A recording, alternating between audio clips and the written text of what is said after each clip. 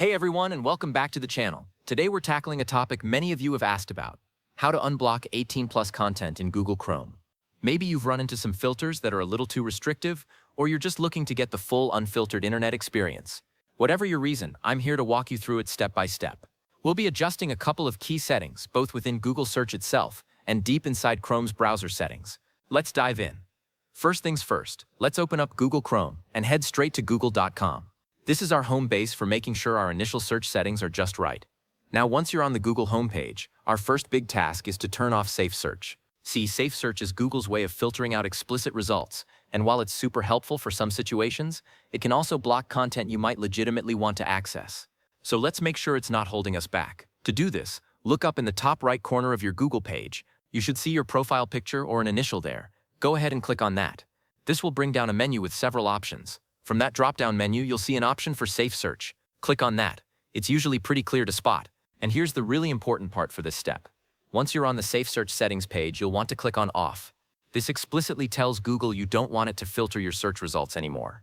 You might see a toggle or a specific Turn Off button. Just click it to disable the filter. Alright, so with SafeSearch out of the way, sometimes there are other layers of protection like family or parental controls that might still be blocking content.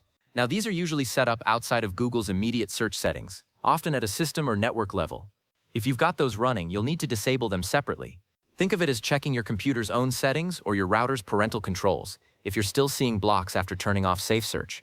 I've seen many people get tripped up here, so it's a good tip to keep in mind. Okay, so we've handled the Google search side of things, but sometimes content blocking can happen deeper within the browser itself. So let's adjust Chrome's own settings. To do this, look again at the very top right corner of your Google Chrome browser window. You'll see 3 vertical dots there.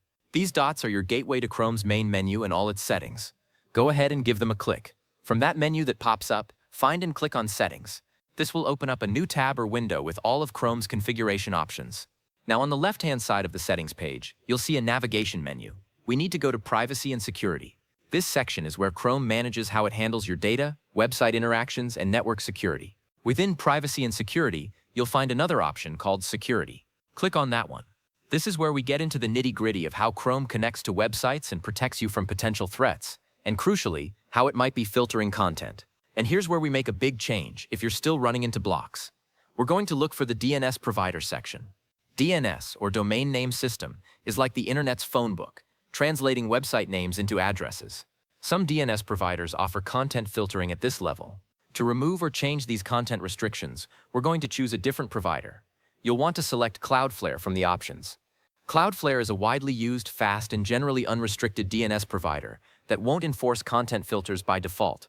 This is often the final piece of the puzzle to ensure all content is accessible.